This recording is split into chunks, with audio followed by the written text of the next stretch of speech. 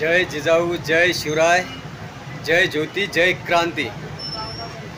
पहिले तर मित्रांनो, जे आता ट्रेलर 11 तारखेला पिक्चर आपल्या जवळच्या थिएटरमध्ये येणार आहे। आपल्या गप्पा तर होतीलच नंतर, पहिले हा ट्रेलर पाहून घ्या। You know, I have a dream. एक ऐसा समाज हो जहां कोई प्रधान नहीं, सब समान हो।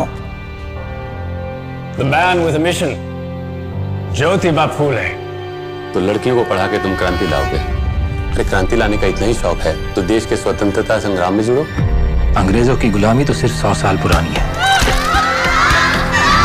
मैं जिस गुलामी से लोगों को स्वतंत्र करना चाहता हूँ वो 3000 साल पुरानी है।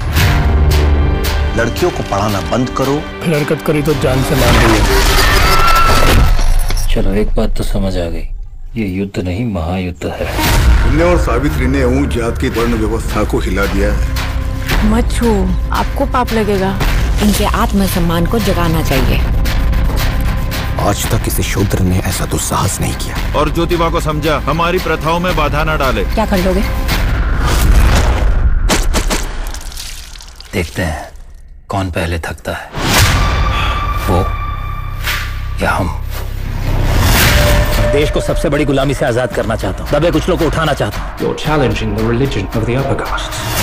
विधवा होना भाग्य में है, गंजा होना नहीं। विधवाएं चाहें तो पुनर्विवाह भी कर सकती हैं। ये बात है। हमारे उत्थान के लिए हम नए समाज की शुरुआत करेंगे, सत्यशोधक समाज। सबसे बड़ा उद्देश्य रहेगा कि किसी को शूद्र नहीं, दलित कहा जाए।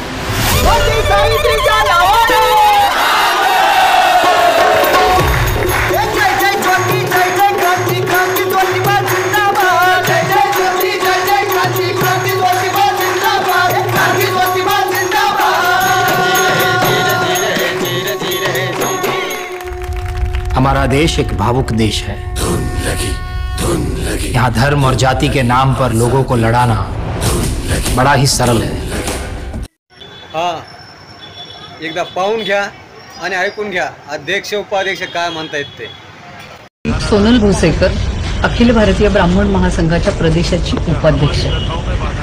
आपल्या सर्वांना मी सांगू इच्छिते, इथे जे आम्ही सगळ्या महिला वर्ग जमलेलो आहोत, आज तुमच्याशी आम्ही बोलत आहोत, त्याचं सगळं श्रेय महात्मा फुले आणि क्रांतीज्योती सावित्रीबाई फुले यांना देतं।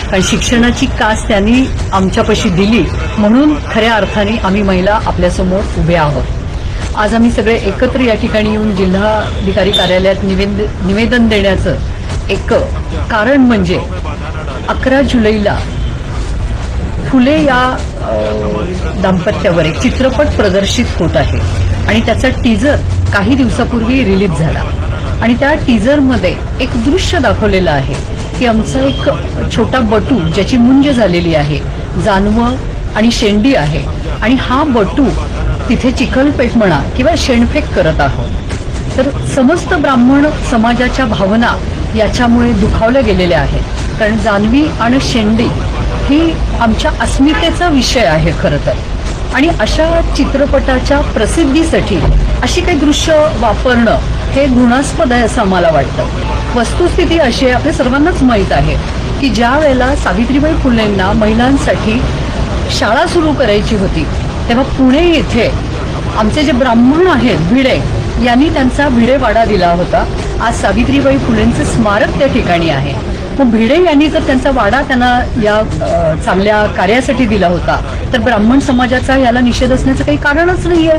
मग जाणीवपूर्वक तुम्ही TRP वाढवण्यासाठी जर अशा काही गोष्टी त्याच्यामध्ये करत असाल तर हे निंदनीय आहे। दुसरी एक गोष्ट मी आपल्या निदर्शनास आणू इच्छिते की पूर्वी ब्राह्मण समाजामध्ये पतीच्या निधनानंतर त्या महिलेला विधवेला केशवापन करण्याची जी पद्धत रूढी होती आणि अत्यंत क्लेशदायक ही महिलांसाठी होती, तर ही रूढी महात्मा फुलेंनी पुढाकार घेऊन समाजामधून काढली ती। त्याच्यासाठी त्यांनी नाभिक समाजाचा संप सुद्धा घडवून आणला होता। म्हणजे ह्याचा आपण जर विचार केला तर ह्या जातीतलं कम्युनिकेशन त्यावेळेला किती चांगलं होतं आणि माझ्या आठवणीनुसार त्यावेळेला फुलेंनी सांगूनही ठेवलं होतं की कदाचित पुढच्या पिढीमध्ये भवितव्यामध्ये जातीय तेढ निर्माण होतील तर असं कुणीही करू नये। म्हणजे अशी शिकवण देणारे आमचे आदर्श महात्मा फुले आणि खरोखर त्यांच्यावर चित्रपट येतोय हे आमच्या सर्वांना अभिमानास्पद आहे, कारण असे आदर्श आमच्या पुढच्या युवा पिढीपर्यंत पोहोचले पाहिजेत. परंतु हे आदर्श पोहोचवताना त्याच्यामध्ये अशी कुठलीही आक्षेपार्ह दृश्य नसावी की जेणेकरून एका विशिष्ट समाजाच्या भावना दुखावल्या जातील. आणि आता आपण जर समाजाची स्थिती जर बघितली तर मला वाटतं ही काहीशी अशी आहे. त्यामुळे आमची सर्वांची सरकारला, त्यांच्या सांस्कृतिक खात्याला, सेन्सॉर बोर्डला, या चित्रपटाच्या निर्मात्यांना, दिग्दर्शकांना नम्र विनंती आहे की तुम्ही हे दृश्य काही सेकंदाचंच आहे हे या चित्रपटातून वगळावं. अन्यथा आमच्यातले जे लहान मुलं आहेत, बटू मुलं आहेत, यांच्या सुद्धा मनावर गंभीर परिणाम होणार आहे. ह्याची सुद्धा दखल आपण सर्वांनी घेणं गरजेचं आहे. आणि चित्रपट हे असं प्रसिद्धी माध्यम आहे की समाजाच्या तळागाळातल्या व्यक्तीवर ह्याचा इम्पॅक्ट खूप मोठ्या प्रमाणामध्ये होतो. तर आमची शांततेमध्ये नम्रतापूर्वक सर्वांना विनंती राहील की त्वरित हे आक्षेपार्ह दृश्य यातून काढलं पाहिजे. शिवाय अशी एक विनंती राहील याच्यामध्ये की सेन्सॉर बोर्ड आणि आमचे काही ज्येष्ठ लोक, दिग्दर्शक यांच्या समन्वयानं हा चित्रपट प्रदर्शनापूर्वी आम्हाला दाखवला गेला पाहिजे. म्हणजे त्याच्यामध्ये आणखीन काही जर आक्षेपार्ह असेल तर आम्ही ते त्यांना सुचवू की हे नको आहे, ह्याच्यामध्ये हे तुम्ही वगळा आणि मग हा चित्रपट प्रदर्शित करा. सो मी पुन्हा एकदा आपल्या सर्व मीडियाच्या प्रतिनिधींना धन्यवाद देते. जय परशुराम, जय परशुराम. ते गळ्यामध्ये जानवं, डोक्याला मुंज, बट्टू म्हणे आमचा भट्टू. भट्टूंच्या डोक्यावर काय परिणाम होतील? अबे ज्याने आईचं मुडकं कुऱ्हाडीनं उडविलं त्याची तुम्ही उदो उदो करता, तेव्हा बट्टूच्या डोक्यावर काय परिणाम होतो याचा नाही विचार केला कधी? महात्मा गांधी की जय म्हणायचं आणि नथुराम गोडसे जिंदाबाद. तेव्हा बट्टू कुठे जातात? तेव्हा बट्टूच्या डोक्यावर नाही परिणाम होत काही.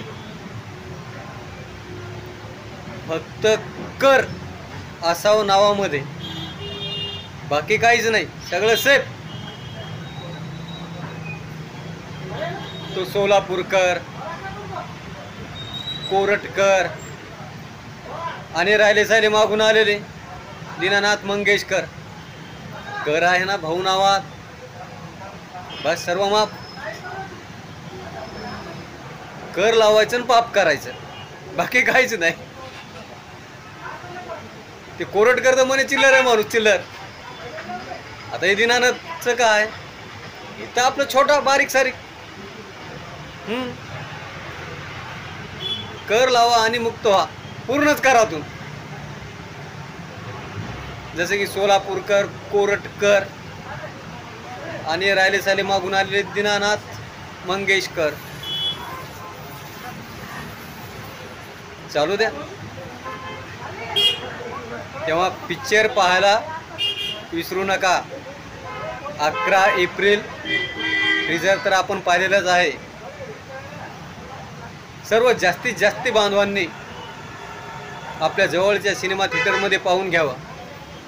अरे ट्रीजरच असं एवढा जबर आहे तर पिक्चर कसा असन बे? तेव्हा भेटूया लवकरच. जय जय ज्योती, जय क्रांती, जय भीम.